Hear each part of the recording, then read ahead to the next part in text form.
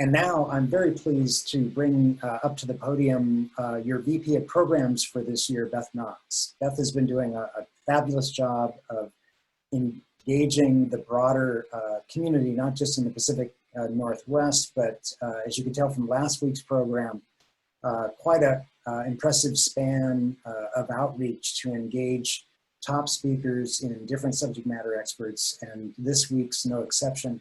So let me turn it over to Beth to introduce Ray as our long program today. Beth, it's up to you. Thank you, Jeff. I appreciate that. So Ray Roberts majored in communications and excelled playing football at the University of Virginia, after which he was drafted in the first round by the Seattle Seahawks. After 4 seasons with the Seahawks, he completed his career with the Detroit Lions. Now, he spent 6 years as a high school football coach and also earned his master's in intercollegiate athletic leadership from the UW, and later worked as a diversity specialist at Microsoft and assisted them in building a business case for diversity within their entertainment and devices division. Now, I first met Ray in 2016 when I was planning the Special Olympics USA Games, and I was building a group of sports ambassadors who could inspire and support our Special Olympics athletes. I put out the word to a number of sports celebrities and folks who had been involved in the sports industry, inviting them to participate. And Ray was literally the very first person to respond with an enthusiastic yes. He's also worked with Rainier Scholars and went on to become, not coincidentally, but the director of Unified Champion Schools for Special Olympics North America. He has a lot to share with us today, and I know you'll appreciate hearing his story, his perspective, and his challenge to us all as we work towards social justice and racial equality. Ray? All right, thanks for the intro, Beth. And I have some video clips I want to share, but before I get to that, I just wanted to say thanks for giving me the opportunity and the platform to share. Not every day you get to share your thoughts and feelings and ideas and perspectives with such a great number of people. I want to also say that what I'm sharing today is my perspective and my experience, and is rooted in my lived experience. It doesn't speak for all African American or Blacks in our country. We have different opinions and perspectives and lived experience just like everyone else. So the idea that there's one voice and one leader and one way to do it and one way to go about it is a flawed one. And this also is a reflection of just where my headspace is right now. You know, I had a real emotional response to the events that happened with George Floyd, and then all the other things that happened around it. All the comments I've heard, the responses I've heard, the riots and the protesting and all the things that came along with that.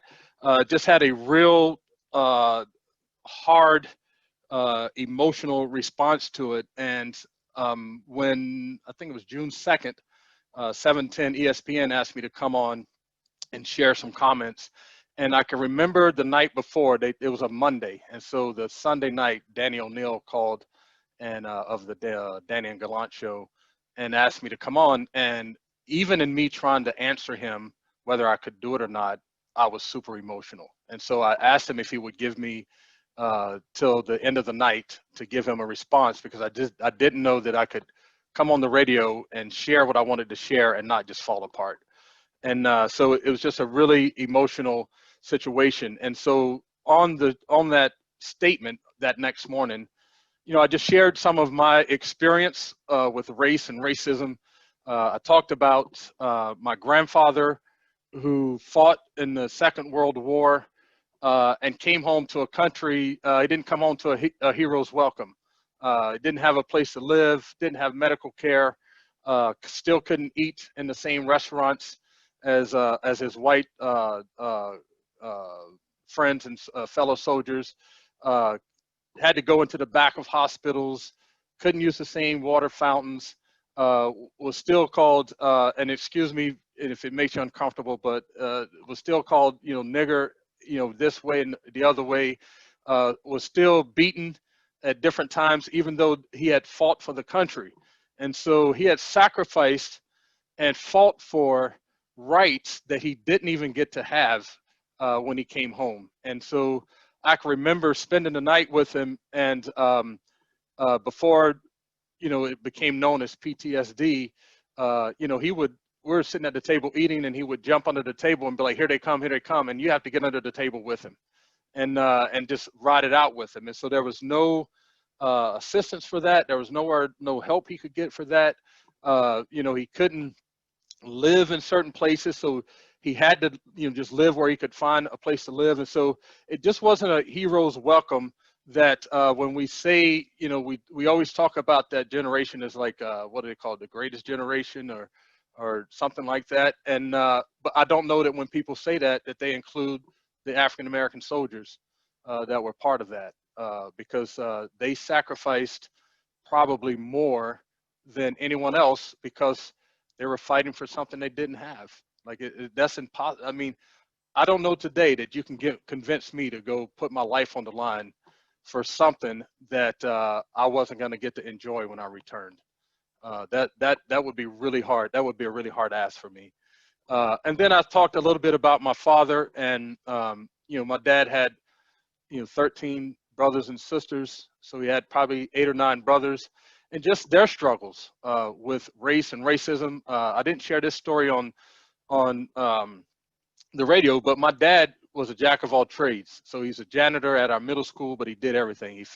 We had carburetors in our yard and on our kitchen tables, and my dad, he just did all kinds of work. And one of the things he did was he did painting. And so his doctor one day asked him if he could do some painting on the inside of his house. So my dad said, sure. So he's painting the inside of this guy's house, opens up the closet, and there's a KKK uniform hanging in the closet. And this is my dad's doctor. This is a dude that my dad is going to, hoping that he's gonna give him the best medical care. And so then you have to think, is that really truly happening? You know what I'm saying? So it's so different things like that. I had an uncle that was wrongly accused of a crime and spent double-digit years in prison, and then finally got out thanks to DNA. And it turns out that the white guy that everybody was pointing to the whole time was the guy who committed the crime. But they stuck it. They planted evidence and stuck it on my uncle. And he didn't get a big payday when he came out. They just said, sorry, see you later, and sorry that happened to you. And so and then I fast forward that to my own experience, and we get some pushback nowadays with these athletes that are making statements around racism. And one of the complaints is, well, you're making millions of dollars. Like how is racism impacting you? And racism doesn't have an economic value to it. It's a mindset and the way people carry it out. And so, and this is just as me as an NFL player. When I lived in Detroit, I got pulled over one time. It's probably like 10, 11 o'clock at night. I had been out with the offensive line, and had just finished a game, driving home, and I got pulled over in the neighborhood, and the police officer asked me why was I in the neighborhood, and I was like, what do you mean, why am I in the neighborhood? And his response was, can't remember the exact words, but it was something to the effect like I was a place where I didn't belong. And so I said, okay, well, if you let me hit my garage door opener, you'll see my garage door open on the house about 4 or 5 down. You can follow me to my house if you want. And so another teammate of mine came by, stopped to see what was going on, and the guy grabbed his gun because we're 2 big dudes. And so I told the guy to go on. I got the dude searched me on the even after I showed him where my house was. I got searched, and then the dude followed me and to make sure that I was going into my house. Another time in Detroit, I was sitting at the red light, and a police officer pulled up beside me, and I had a nice car, and he turned his light on and told me to pull over. So I pulled over, thinking that maybe my tail light or something was out, and then I started getting interrogated as to what kind of work did I do to be able to afford such a nice car. And so I was just thinking to myself, like, I haven't committed any crimes. I haven't committed any violations on the road. My car is working properly. Like, what is it that makes you feel like that I need to answer those questions? And so luckily, it didn't turn into a situation like things have today, where I become a hashtag, but I pushed back against it really strongly. Another time here in Seattle, I was in Redmond. I live in Redmond, Washington, and driving to my house, and I got the same type of situation. I got pulled over again, asked why was I in the neighborhood, and so this time I was just fed up with it, and so I just kind of I don't know if you want to call it a jerk move or not, but I asked the guy to look around at all the houses, and see if he could find the largest house in the neighborhood. And when he pointed to the largest house in the neighborhood, I hit the garage door so the garage door would come open. And I said, that's my house. So that's why I'm here. I have the largest house in this neighborhood, and I deserve to be here. And it took everything that I had not to really take it to another level, but I wanted to get home. I have 3 kids, and I wanted to get home. And so when I share about these things, the emotion and stuff that I had after this, all of these things went down after this George Floyd thing, it pulled up all of those things. I grew up in Asheville, North Carolina, up in the mountains of Western North Carolina. We used to have our Christmas parade right around Thanksgiving, and then the day afterwards, the KKK would march through the town. And so all of those experiences started flooding in on me at one time, and right around this whole George Floyd thing. And I went through every emotion imaginable. And so I went from anger to frustration to sadness to depression to rage to the questioning, like a whole bunch of things. And some of the things that I question about is like, why does this keep happening? Like, why do unarmed Black men keep getting killed? And I know that there's nuances about all of that. It's not as simple as that, but those are the types of questions that kind of came to my mind. And then I started asking myself, why haven't I taken action?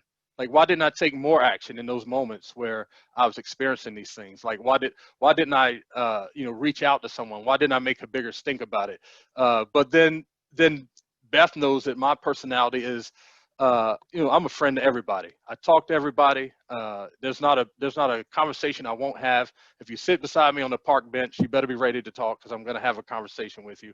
And so I think part of it was just trying to save my own way of living. Like, I don't want to rattle any feathers and have people upset or mad or not wanting to talk.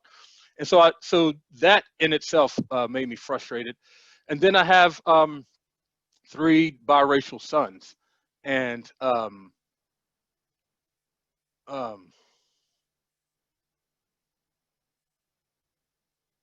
sorry, this part gets me. I have purposely lived in neighborhoods that made it easier for them to go about their life. And in doing that, they didn't get the exposure to like Black experience. They all identify as Black, African American, but they haven't had the lived experience that what it means to be Black in this country. And so when all of this stuff started happening with George Floyd and all the rioting and all the questions and everything that was happening, they were looking at me like, what is going on? Like, where is this coming from? Like, how do we respond to this? How do we get through all of this? And so in that moment, I realized that I had failed them in that moment. And so that added to some of my emotion that I had around a lot of that stuff that went on. So today, like I said, I want to share with you a few videos that are kind of like me thinking out loud. And so you're probably going to hear some things that make you uncomfortable, which is okay. I always tell people you don't grow when you're on vacation. Like, you grow when you're in the struggle, when you're fighting with something. And I want you to, when you're listening to them, to think about what your response is to it. So what are the common themes that are going on throughout the videos? What is your response to the what you're hearing, what you're seeing, who the messenger is? then also think about why you're having that response. Like, why are you having that emotion? Like, is it anger? Is it disagreement? Is it guilt? Is it frustration? Is it confusion? Whatever it is, like, think it, like, just really think and listen and understand what you're experiencing in this moment, and try to connect with that and understand what it is. And then and then also, if those things, if there's words or comments or phrases or people that are barriers to you being able to hear what they're saying. And so just try to make it like a real personal experience. And so I like that Father Steve's prayer said for us to be in a posture of listening. I think that our country, just in general, our culture, is always a responsive one, always looking for a way to shoot down the argument or make your point. And so I always challenge people to listen to understand versus listening to respond. Because if you're listening to respond, you're really not listening. You're just waiting for them to shut up so you can say what it is that you want to say. And listening to understand means that you're trying to put yourself in the mindset and in a personal environment to really truly hear someone. Sometimes I refer to them as heart talks, where one person's heart is talking to another person's heart. And so that kind of sometimes eliminates the urgency to respond to it. So with that, I hope that this goes off well. I do a lot of Zoom calls with Special Olympics, and I always fumble around this part of it, but I want to share my screen, and then we'll go through the video slides.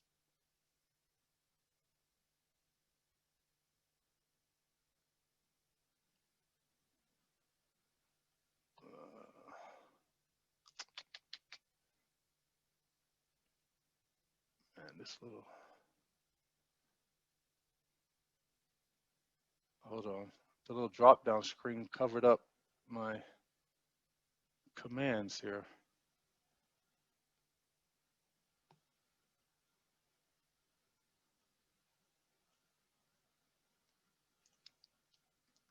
There we go.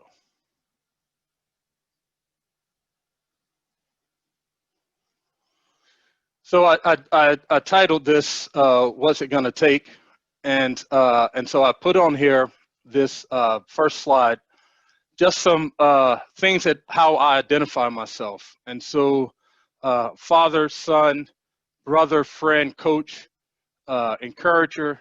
I do my best to tell, I put truth teller, but I try to tell my truth. It may not always be everyone's truth, but it's my truth. Intelligent, creative, artistic, former professional athlete, advocate for youth and young adult leadership. I'm a keynote speaker. I'm a college graduate twice, and I'm a lover of Christ. And the reason I put those things down is because sometimes in this conversation around race, we do get caught up in the skin color of things and use that as a way to divide us. And our media and the things that we see on TV and the things that get reported that rise to the place of importance tends to be the few things that a lot of us may disagree on and may create division, but they don't highlight the multitude of things that we all share and bring us together. So I thought that if I gave you a little bit of who I am, that everyone on this call can probably find a piece of who I am that they can connect with. And so it's just a demonstration as to we have more things in common than we have that are not common. And if we played that string, we'd have a better chance at really making some progress and really unifying our country in a way that just makes us stronger and makes it better for everybody.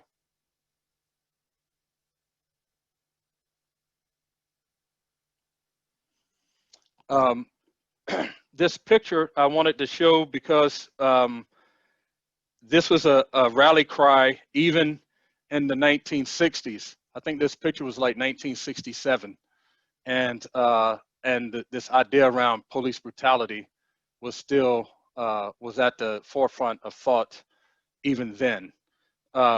I want to share with you this poem by Enoch Waters called "The Only American." And Enoch Waters was a African-American author and journalist, and he also led one of the largest, or the largest, Negro um, newspaper in his day. And so this poem or writing, if you want to call it, is called "The Only American." And it goes like this. The black man is the only American who came here not seeking freedom because he had been robbed of it, not looking for a home because he had been snatched from his, not as a fugitive from persecution because it awaited him, not in search of opportunity because it was beyond his reach, not in pursuit of happiness because he had left it behind, not hoping for love because there was none for him, and not willingly because he came as a slave in chains. And so, you know, when I first came across that, it really just painted a picture to me that a lot of the systems and processes that this country is founded on were not built for us. And so when you look at what we're doing today, the battle that we're having today is saying, like, we belong here. We are Americans just as anyone else. And we need to have the same equal opportunities and equity that everyone else has. And I think it's important that that people understand the big picture and not just get caught up in like the small detail of the moment, and understand the enormity of the movement. It's not just something that just happened with George Floyd. This has happened from the time the first slaves were brought to this country and landed on Point Comfort in Virginia and were sold. And I think that was 1618 or 1619. And so from that day to this moment in time, the struggle has been pretty much the same. Not saying that things haven't improved, but the struggle has been the same. And this is one of the videos, short videos that I wanted to share with you. And this is James Baldwin. He's a very popular author in the Black community and just in general. But this is from an interview, I think, I want to say like in the late 60s, early 70s. Or give me Can you hear it now? The entire white world applauds. When a black man says exactly the same thing, word for word, he is judged a criminal and treated like one, and everything possible is done to make an example of this bad nigger so there won't be any more like him. Could you guys hear that? Yes. Okay. I'll just go right through these, get to the next one. All right.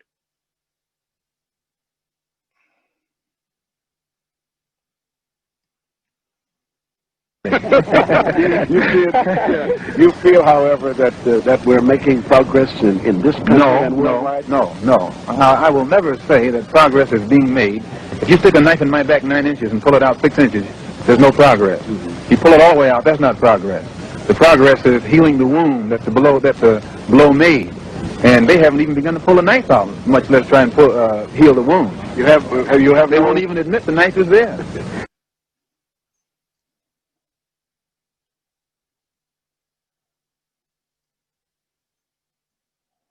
This one is a little bit longer, so I may have to. And then you ask me, you know, whether I approve of violence. I mean, that just doesn't make any sense at all. Whether I approve of guns. I grew up in Birmingham, Alabama. Some very, very good friends of mine were killed by bombs that were planted by racists. I remember from the time I was very small, I remember the sounds of bombs exploding across the street, our house shaking. I remember my father having to have guns at his disposal at all times because of the fact that at any moment we might expect to be attacked. The man who was at that time in complete control of the city government, his name was Bull Connor, would often get on the radio and make statements like, niggers have moved into a white neighborhood, we better expect some bloodshed tonight. And sure enough, there would be bloodshed. That had more to it, but I just want to get to a couple of these other ones. too.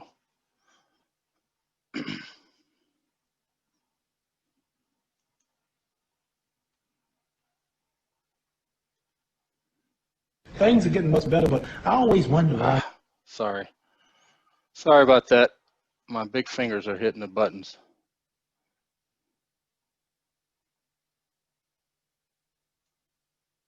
Things are getting much better, but I always wonder when I went to church on Sundays. I've always been one to, I'm not just a boxer. I do a lot of reading, a lot of studying. I ask questions. I travel these countries. I watch how their people live, and I learn.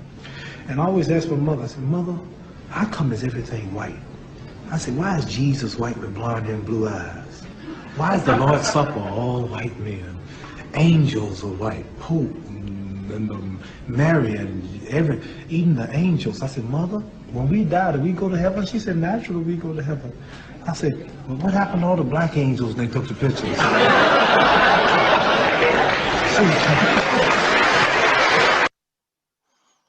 And then this, there were longer clips, but I just wanted to get all of these in. So I'll play this will be the last one. Yes, my raps are filled with rage. One of these days, we gotta bust back for the homies. You have to be logical. You know, if I know that in this hotel room they have food every day, and I'm knocking on the door every day to eat, and they open the door, let me see the party, let me see like them throwing salami all over I mean, just like throwing food around, but they're telling me there's no food in here. You know what I'm saying? Every day. I'm standing outside trying to sing my way in. You know what I'm saying? We are hungry, please let us in. We are hungry, please let us in. After about a week, that song is going to change to, we hungry, we need some food. After 2-3 weeks, it's like, you know, give me all the food, breaking out the door. And after a year, then you just like, you know what I'm saying? I'm picking the lock, coming through the door, blasting, you know what I'm saying? It's like you hungry, you reached your level, you don't want any more. We asked 10 years ago. We was asking with the Panthers. We was asking with them, you know, with civil rights movement. We was asking, you know, now those people that were asking, they're all dead and in jail. So now what do you think we're gonna do? Ask? I put my gun away and grab my AK. It's getting hectic. I can't call it. House full of alcoholics. Now a nigga's under pressure.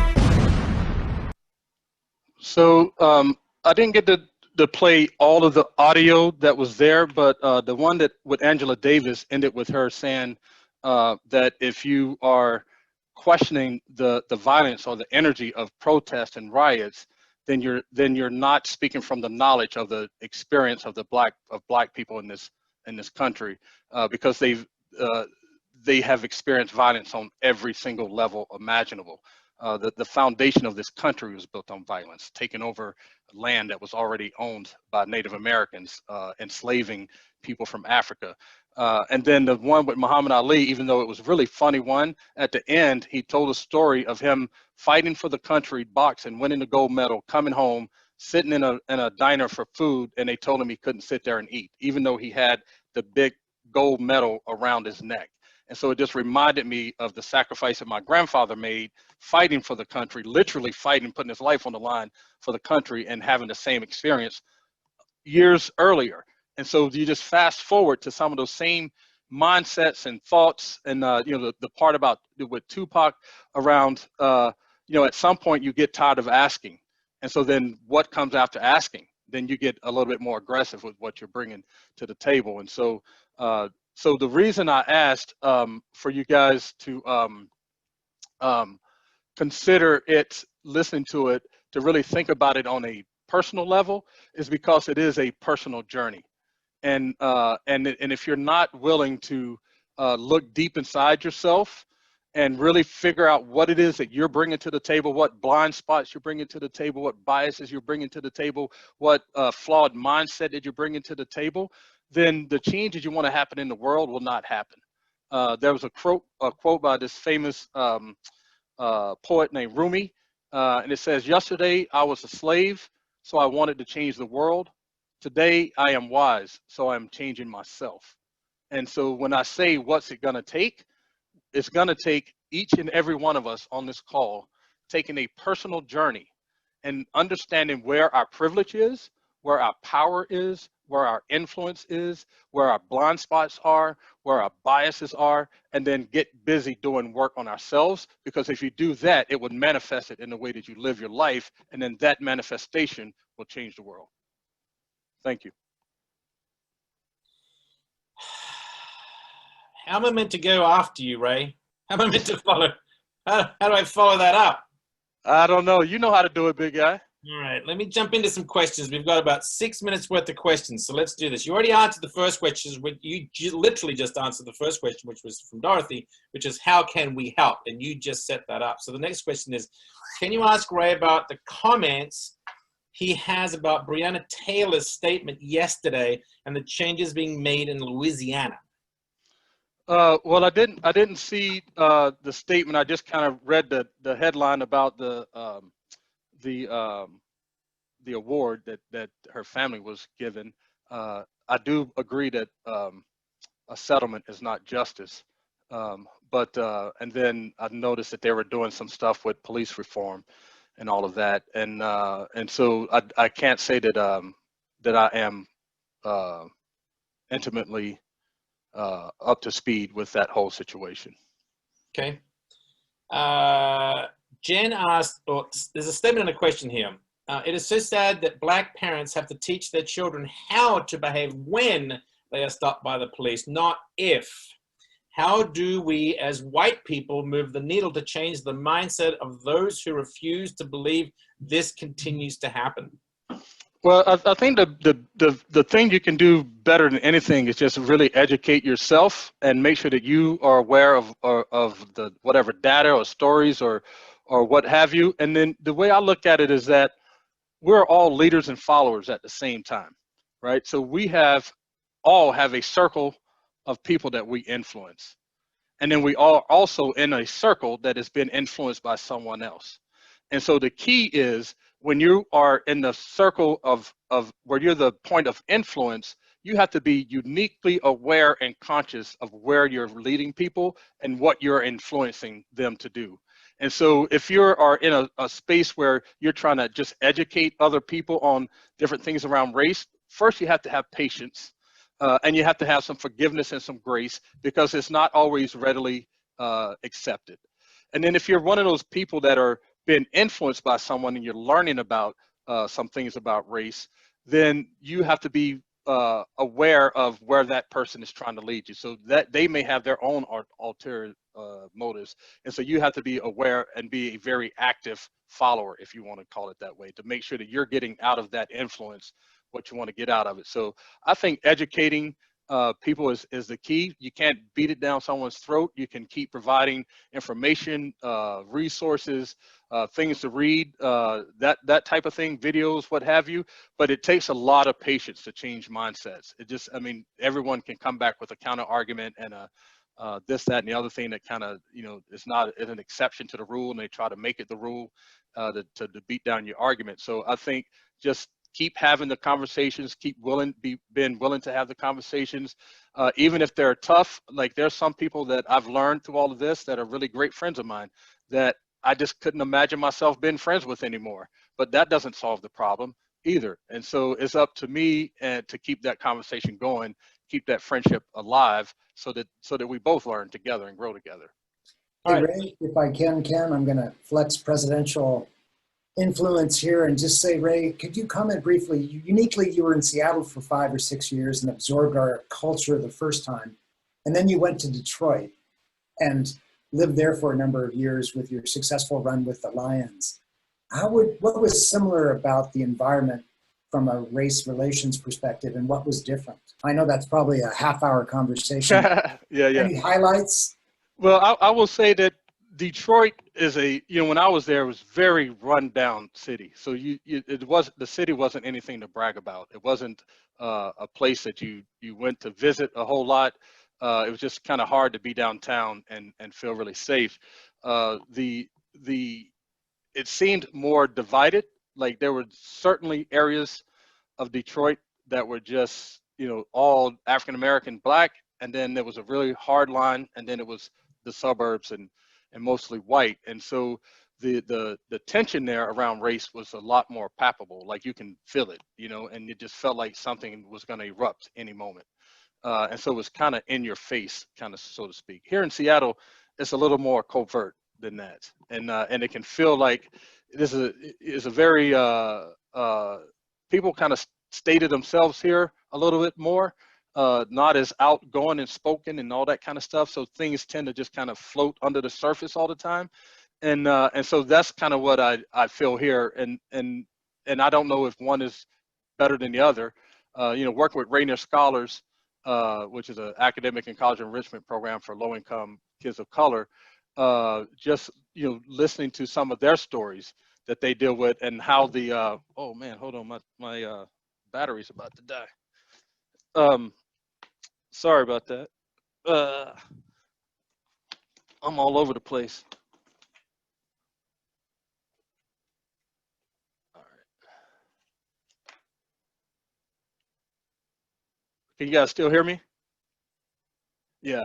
So just listening to like even some of their experiences in school, where a teacher will go up to a student and say like, hey, if you need more time for this test, just let me know, without even knowing that this kid is one of our Rainier Scholars and is probably the smartest dude in the school, in the classroom. You know, different things like that. Like it looks as if that like the teacher's trying to be helpful in everything, but he's in a private school and he's the only person of color in the class and the only one that's been asked to hold back so she can give him this piece of information. And it's like, well, he's the smartest guy in the classroom, so he doesn't need the extra help. So different little things like that happen in Seattle versus it being in your face in Detroit. Ray, out of time. Unbelievably powerful conversation. Thank you for sharing. I've known you a couple of years, and thanks for bringing your stories, your parents, your kids, your grandfather. So we really appreciate it. If you have the chance, I did not get to at least half the questions, and there's a couple of notes inside the chat if you want to just look at them, because they're like directly to you and ways to get more involved. So I invite you to do that. So thanks from everybody in our club for bringing your story today. Thank you. Well, thanks for having me, man. I really appreciate it. And I'll get to some of those questions in the chat box. And now on to closing remarks. And this is going to be a tough one for me as well. As some of you know, I recently lost my own mom to Alzheimer's disease. So I was particularly saddened to learn yesterday of the passing of Bill Gates Sr. due to Alzheimer's at his Hood Canal Beach home. He was an honorary member of Seattle No. 4 and a frequent attendee to our Wednesday meetings when his schedule permitted, up until the last few years of his life. William Henry Gates II was born in 1925, and he transcended his humble origins, growing up in the Navy town of Bremerton, Washington, the son of a furniture store worker. After his own graduation in 1943, he enlisted into the U.S. Army and was sent to Japan shortly after its surrender in World War II. Gates Sr. earned an undergraduate degree from the University of Washington in 1949 and a law degree from UW the very next year. He was devoted to the public university, eventually serving on its board of regents for 15 years and helping to lead fundraising efforts. Gates was a prominent Seattle attorney and founding partner of one of the region's best-known law firms, as well as a leading figure in civic and social causes. But it was his son's revolutionary success with Microsoft that made the name Bill Gates known all over the world. And it launched an entirely different path for Gates Sr. when he was nearly 70. Simply amazing. His son shared just how key Gates Sr. was, in his classically humble way, in helping Bill and Melinda shape their perspective towards philanthropy. Bill Jr. wrote, "My dad's influence on philanthropy was just huge. Throughout my childhood, he and my mom taught me by example what generosity looked like and how they used their time and resources. One night in the 1990s, before Bill started the foundation, Melinda, Dad, and he were standing in line at the movies. Melinda and I were talking about how we had been getting more requests for donations in the mail. Dad simply said, maybe I can help. Shortly after that, he became the guiding force behind the William H. Gates Foundation, which later became the Bill and Melinda Gates Foundation after his son and daughter-in-law. It's one of the largest private foundations in the world and has taken a leading role in addressing some of the planet's biggest challenges, including reducing infant mortality, stamping out polio, and finding an AIDS vaccine. He was quick to recognize the important role that Rotarians have played helping to improve the lives of people across the globe. As one example, the foundation awarded the 2002 Gates Award for Global Health to Rotary International, and Gates Sr. said, "The Rotary Foundation is truly deserving of recognition for its exemplary achievements in the field of global health. Rotary volunteers do tremendous work. We should never take for granted the generosity of the many people who contribute their time and resources to make a difference in the lives of children and families in developed nations." In his 2009 book, Showing Up for Life, Thoughts on the Gifts of a Lifetime, Gates Sr. described the challenge of giving advice to college graduates. Quote, "Every time I'm preparing to give a commencement address, I go around for weeks asking myself and anyone who will listen, what's the most important for the graduate to hear about what matters in life? His answer, family, friends, and public service in that order. And now a moment of silence to remember our honorary Seattle 4 member, Bill Gates Sr.